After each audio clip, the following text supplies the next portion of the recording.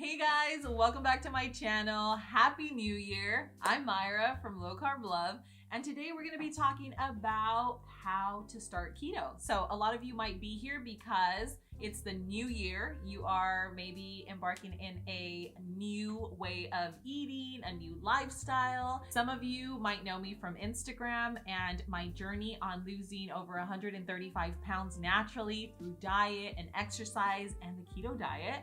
So I want to share with you at least 5 of the top things that have helped me be successful and really just make this lifestyle a sustainable lifestyle. So for those of you that know nothing about the keto diet, there are many different ways. Some people do clean keto, dirty keto. Some people do more of like a carnivore keto. Personally, I live a more protein focused lifestyle. I love just fueling my body, nourishing my body with proteins. I love vegetables. So I love salads, big salads. I love eating salmon with veggies. A lot of people think that the keto diet is like eating bacon and butter and like just a bunch of grease. And no, not at all. The cleaner you eat, the more success you will have. So by that, I mean, eating a nice like salmon fillet with asparagus and maybe like a side salad or some cauli rice, or it just depends on what you love. Chicken wings and celery with, dressing. I mean, there's so many different ways of going about it, but just know that it's not all about fats, and it's not all, yes, it is, because you want to eat those healthy fats. They're gonna keep you satiated, but it's not like what you see out there where it's like, oh, bite a stick of butter or eat a block of cheese and then finish it off with bacon. No, it is not that at all. Just think, if you are really looking to see results, then you have to work at it. Number one thing is get all temptation out of your house, okay? If you have a bag of Oreos, Doritos, and then some like ice cream in the freezer, you are gonna suffer because trust me, those first few, at least the first week, you're gonna be having cravings, and you're gonna have to you're just gonna be disciplined, and you're gonna say, no, we are on this, I'm sticking to this because I have goals. And that's what's gonna keep you going, okay? You're gonna write your goals, and we'll go over that. But number one thing, get temptation out of your house. You do not wanna have bad foods in your house. I know it gets a little more difficult when you have a family and you have kids, but guys, you don't want them eating that food either. You really don't want them eating that food either. And there are so many healthier substitutions, even if they're not keto, there are paleo options where they're just using clean ingredients, because guys, at the end of the day, all of that food is gonna mess up their metabolism, their metabolic health. Just so many complications in the future that's like a whole nother video. But temptation, boom, afuera, out. Number 2 thing that really helped me out was actually prepping everything. One, I'm really unorganized, and so having my food organized made me feel so much better and so much less pressure of having that diet, I'm on a diet, I made sure that I had veggies prepped. I had cucumbers, celery, in little containers and stuff like that. Let me know if you guys want to see a video of me doing that, because I would actually like to get back into that. So if you guys want to see that, comment down below, let me know. And I will do an old school prep of what I used to do for my meats and all of my stuff. It preserves your things longer, and it's so organized, and a lot of times you get lazy to go chop up veggies at the moment, and you'll just go grab a bag of chips or something, even if they're low carb. Veggies are obviously so much better. So a much better option. So yeah, I would love to show you guys that. So let me know. But prepping your veggies, prepping your meals, having them already set to go is gonna make your life so much easier, because when you get hungry, you're already gonna have your food prepped. So that alone is already you're basically setting yourself up for success there. The only thing that you would do at that point is if you have an urge to run to McDonald's or go grab a donut or something, you're gonna have to fight against that, because that is obviously not something that I can help you with, but you can. So making sure that when you have those cravings, think, we have goals. And the only thing that that's gonna do, if I go to that donut shop, it's gonna take me a step further back from reaching that goal, okay? Another thing that's super important for you to do is take before photos. Because I know you're probably thinking like, no freaking way, like I'm never gonna show these photos. I would never show but it's not about showing your photos to anyone, it's for yourself. Because believe it or not, sometimes like you're gonna see progress in photos that you won't sometimes see on the scale, because sometimes the scale's not gonna move as fast as like your body is burning the fat and kind of like sculpting.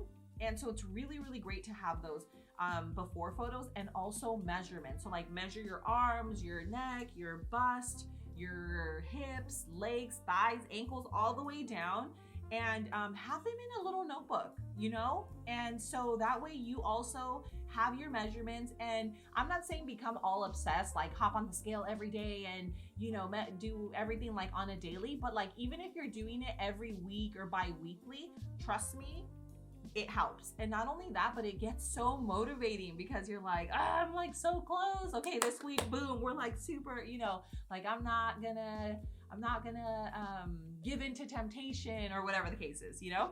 So make sure, that's another thing, make sure you take your before photos and your measurements. Another thing that's super important is hydration. So you need to hydrate your body. When you live a low carb and keto lifestyle, your electrolytes naturally just drop. So to avoid, I'm sure you guys have probably heard it, it's called the keto flu. To avoid getting a headache or just kind of feeling sluggish or just like blah, you need to replenish that. So I definitely take electrolytes and minerals on a daily basis. Even when you're intermittent fasting, it doesn't break a fast. It makes you feel, overall, it just like makes you feel good overall, and you don't get a headache. So I'll link the one that I use in the description below. Love it. That's super important. On top of that, just drinking water. Keep yourself hydrated. The more water you drink, the less your body will retain and like kind of hold on to it. And for those of you wondering like how much water you should be drinking, that's totally going to depend on your height and your weight. And I know there's a lot of calculators out there for you to figure that out. But that's basically what I do. Like that's how I track how much I should be drinking.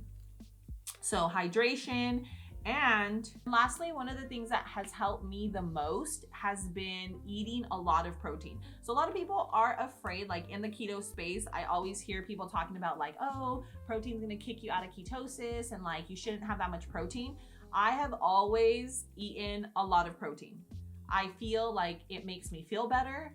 It reduces my cravings for junk. I feel like it just helps overall with like my hair, my skin. I usually do eat, if it's available, I'll have like organic chicken, I'll have grass-fed, grass-finished beef, because if it's within your means and you're able to buy grass-fed, grass-finished beef, then you should do it. If not, then obviously whatever you have access to is gonna work.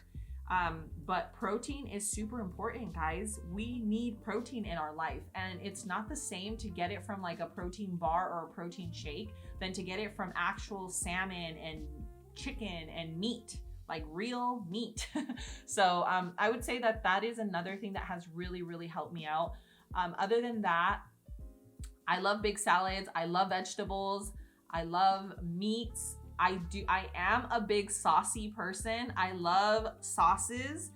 So I'm always making sauces. I love dips, dressings for my salads, everything. I like to make it at home. And if not, then I'm usually buying something that's super clean, that has super clean ingredients, and that's made with like an avocado oil. Oils are also super important. Avocado oil, coconut oil, and olive. Those are probably the three that I'll use, that I use for cooking or for anything in my kitchen. Oils are very, very inflammatory in terms of like a vegetable oil, canola oil, soybean oil. I stay away from them. I have to stay away from them, on top of just besides health purposes. I feel like I have a sensitivity to them, and then my stomach just really hurts and stuff. So I really stay away from them. But anyway, I think that those are the top things that have helped me. I'm trying to think if there's anything else. If there are other things that have helped you on your journey, please share it with everyone. Comment down below, share your story, your success. Like if If you've been on your journey for X amount of time, let us know. Let us know how long you've been on your journey, how much weight you've lost, you know, benefits that you've experienced, because we all know that there are a ton of benefits. I know there's a lot of bad information out there, but guys, the reality is that the keto diet is amazing. I've been doing it for over, gosh, 7 years now. Off and on. I'm more on a low carb lifestyle now, but it is great.